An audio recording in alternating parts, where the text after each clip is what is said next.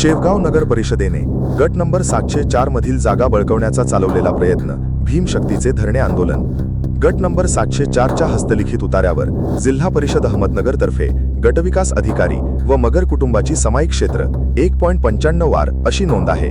तसेच गट नंबर 704 चा ऑनलाईन 7/12 झाल्यानंतर गटविकास अधिकारी यांच्या नावे 0.97.50 आर क्षेत्र तर मगर कुटुंबियांच्या नावे व शेवगाव ग्रामपंचायतच्या नावे संयुक्तपणे 0.97.50 आर क्षेत्र नमूद करण्यात आले आहे। गट नंबर 704 च्या 7/12 उतार्यावर ग्रामपंचायतीचे नाव चुकीने दाखल झाले होते। ते कलम 155 नुसार फेरफार नंबर 47/150 द्वारे दिनांक 18/2/2025 रोजी रद्द करण्यात आले होते। मात्र शेवगाव म्युनिसिपल काउन्सिलने गट नंबर 704 वरील फेरफार नंबर 47/150 हा दिनांक 21/7/2025 रोजीचा बनावट फेर तयार करून प्रांताधिकारी यांच्याकडे अपील दाखल केले आणि दिनांक 4/2/2026 रोजी निकाल लावून घेतला। दिनांक 12/2/2026 रोजी मुख्याधिकारी शेवगाव म्युनिसिपल काउन्सिलने मगर कुटुंबाच्या जागेवरील टपरी बेकायदेशीरपणे उद्ध्वस्त करून तार कंपाऊंड केले। गट नंबर 704 बाबत नगर परिषदेकडे किंवा ग्रामपंचायतीकडे कोणताही मालकीचा पुरावा नसताना तसेच नकाशामध्ये नगर परिषदेची किंवा ग्रामपंचायतीची नेमकी जागा कोणत्या ठिकाणी आहे हे स्पष्ट नसतानाही मागासवर्गीयांची जागा हडपण्याचा प्रयत्न नगर परिषदेकडून करण्यात आल्याचा आरोप करण्यात आला आहे।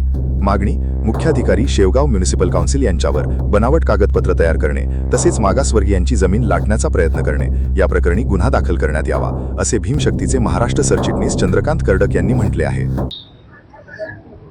शेवगाव नगर परिषदेच्या मुख्याधिकारी यांनी गट नंबर 704 मधील मगर कुटुंबाच्या मालकीची असणाऱ्या जागेवरील टपरी दिनांक 12/4/26 रोजी नेस्तनाबूत केली। वास्तविक पाहता गट नंबर 704 चा 47/150 हा फेर दिनांक 18/2/25 रोजी रद्द केलेला होता, परंतु त्या फेरवर अपील करण्यासाठी 2 महिन्याचा मुदतीचा कालावधी असतो नियमानुसार। तो मुदतीचा कालावधी दाखवण्यासाठी त्यांनी सदरचा 41/150 हा फेर दिनांक 21/7/25 रोजी दाखवून खोटे दस्तऐवज तयार करून मान्य प्रांताधिकारी यांच्याकडे RTS अपील 371/25 दाखल केले व 4/2/26 रोजी सदरचा निकाल लावून घेतला। वास्तविक पाहता सदरचा निकाल हा अपीलाचा कालावधी असताना देखील मुख्याधिकारी यांनी मगरच्या जागेवर असणारी त्यांची टपरी उद्ध्वस्त केली। एवढंच नाही तर त्यांनी बांधलेले तार कंपाऊंड सुद्धा उद्ध्वस्त करून त्या ठिकाणी नव्याने तार कंपाऊंड बांधलं। त्या जागेची मोजणी झालेली नाही। त्या जागेत नेमका ओपन स्पेस नेमका कोणत्या ठिकाणी आहे हे माहीत नसताना देखील नगरपालिकेचा आणि ग्रामपंचायतचा त्या जागेशी कसलाही संबंध नसताना हस्तलिखित 7/12 उतार्यावर शेवगाव ग्रामपंचायत मुक्त जिल्हा परिषद अहमदनगर तर्फे गट विकास अधिकारी पंचायत समिती हे नाव कोणत्या फेरणी दाखल झाले हे कोणत्याही अधिकाऱ्याकडे कसलाही पुरावा नाहीये। तहसील कार्यालयातील रेकॉर्डमध्ये याच्याबाबत कोणता पुरावा नसताना बेकायदेशीर नोंदी करून ग्रामपंचायतचे नाव मगर कुटुंबियांच्या नावासमेत दाखल करून मगर कुटुंबियांची जागा जी पूर्वी 7 एकर 8 आर होती ती आज 7/12 उतार्यावर 0.97.50 आर शिल्लक आहे। तेवढी जागा मोजून आमच्या ताब्यात द्या। त्या ठिकाणी असणारं महात्मा सार्वजनिक वाचनालयाचं अतिक्रमण, टपरीधारकाचं अतिक्रमण आणि पंचायत समितीचं झालेलं अतिक्रमण हटवा यासाठी आता पोट हिस्स्याची मोजणी आम्ही केलेली आहे। सदर पोट हिस्सा मोजणीला 11/5/26 ची तारीख निश्चित झालेली आहे, परंतु मोजणी करणारे जे अधिकारी आहेत त्यांनी आता कारण दाखवलंय की त्यांच्या आईचं वर्ष श्राद्ध आहे, त्यामुळे त्या मोजणीला हजर राहू शकणार नाहीत।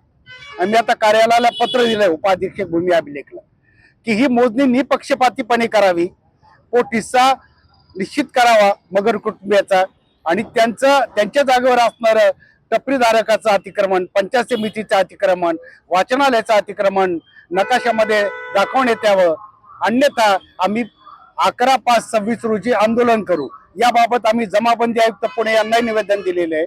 सदरची केस ही राष्ट्रीय अनुसूचित जाती आयोग दिल्ली यांचे क्षेत्रीय मुंबई येथील कार्यालयाकडे प्रलंबित आहे। आयोगाने याच्यावर तातडीनं निर्णय घ्यावा आणि नगर कुटुंबियांना न्याय द्यावा एवढीच या ठिकाणी आम्ही विनंती करतो। आणि मुख्याधिकारी यांनी अधिकार क्षेत्राच्या पलीकडे जाऊन बेकायदेशीरपणे खोटे दस्तऐवज सादर केले, आपल्याला मगर कुटुंबियांची टपरी नेस्तनाबूत केली, म्हणून त्यांच्यावर कायदेशीर कारवाई करावी एवढीच या ठिकाणी आम्ही मागणी करतो। करायचं आहे लाईव्ह कार्यक्रम किंवा आहे कसले आंदोलन, जनसामान्यपर्यंत पोहोचेल आपला हक्काचा आवाज जनतेचा।